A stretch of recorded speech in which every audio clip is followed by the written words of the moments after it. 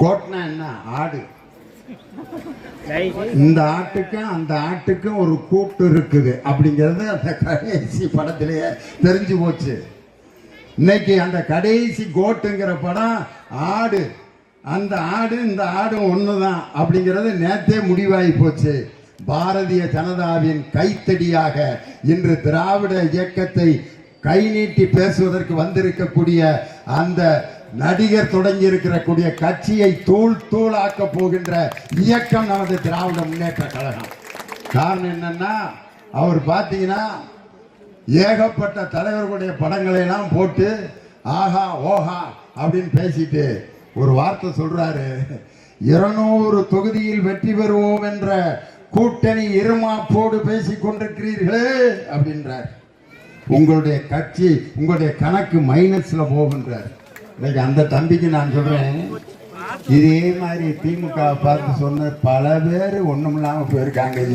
இது ரெண்டும் வேற யாரும் இல்லை, இபிஎஸ் ஓபிஎஸ் சேர்ந்துதான் எம்ஜிஆர் இந்த அம்மாவை நடத்தின கட்சியை இன்னைக்கு ஒண்ணும் இல்லாம ஆக்கி இதுல எம்ஜிஆரை வேற கூட்டு வந்து ஏஐ தொழில்நுட்பத்தில் பேச வைக்கிறாங்க. இது ஜானகி அம்மாவோட அந்த நூற்றாண்டு விழாவில். உண்மையிலே எம்ஜிஆர் என்ன பேசியிருப்பாரு நினைக்கிறீங்க? நான் ஆரம்பித்த இந்த அதிமுக இந்த இயக்கத்தை ரத்தத்தின் ரத்தமான உடம்பிறப்புகள் சிறப்பாக காப்பாற்றி இருந்தீர்கள். ஆனால் 10 முறை தோற்க வைத்து கழுத தேஞ்சு கட்டரும்பான கதையாக 11 தொகுதியில் டெபாசிட் போற அளவிற்கு இந்த கட்சியை கெடுத்து குட்டிச்சவராக்கியவர் எடப்பாடி பழனிசாமி. நான் பாட்டுக்கு நிம்மதியாக ஒரு மெரினா பீச்சில் படித்து கொண்டிருந்த என்னைய இங்கே கொண்டு வந்து ஏன் இந்த வயிற்றுச்சலை பார்க்கறதுக்கு என்னைய கூட்டு வந்தீங்கன்னு தெரில.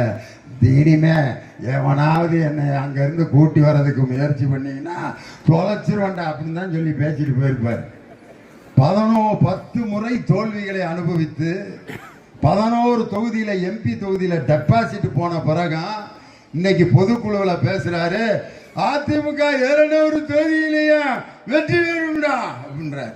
ஜனவரி மாசத்துல இருந்து ஒவ்வொரு தொகுதிக்கும் சுற்றுப்பயணம் வர்றாரு. ஏற்கனவே கள ஆய்வுல சட்டையை கிழிச்சுக்கிட்டு ஒன்னொன்னு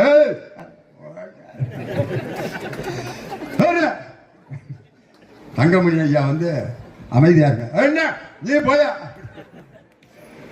ஒரு கட்சியினுடைய ஒரு கள ஆய்வு கூட்டத்தை நடத்த முடியாத அளவுக்கு தொண்டர்கள்ட்ட இன்னைக்கு மிகப்பெரிய அதிருப்தி இருக்கு.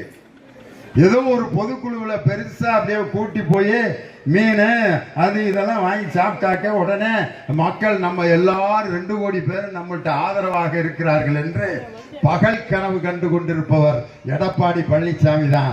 இன்னைக்கு என் தலைவர் சொன்னது மாதிரி 200 தொகுதிகளிலும் வெற்றி பெறப் போகின்ற கூட்டணி திராவிட முன்னேற்ற கழகத்தினுடைய கூட்டணி தான். அதில் ஒருத்தர் சவால் விடுறாரு, தனியாக திமுக நிக்க முடியுமா அப்படின்னு. எங்களுக்கு எதுக்கிய, எங்க கூட எங்களோட கூட்டணி சேர்றதுக்கு எல்லா கட்சிகளும் போட்டி போட்டுக்கிட்டு இன்னைக்கு இருக்கு. ஆனா அதிமுக கூட விஜய் கூட கூட்டணி வைக்க மாட்டேன்னு சொல்லி அந்த விஜய் கட்சிக்காரர் சொல்றாரு, நாங்கள் அதிமுகவுடன் கூட்டணி வைப்பதாக இப்பொழுது எங்களுக்கு எண்ணம் இல்லை. அட கொடுமைய, எவ்வளவு காலம் ஆட்சியில் இருந்த ஒரு கட்சியை பார்த்து நேற்று மாநாடு நடத்தின ஒரு கட்சியினுடைய பொதுச் செயலாளர் நாங்க கூட்டணி வைக்கிறதுக்கு எங்களுக்கு ஐடியா இல்லைன்னு சொல்ற அளவுக்கு உங்களுடைய கட்சி கேவலப்பட்டு போயிருக்கிறது.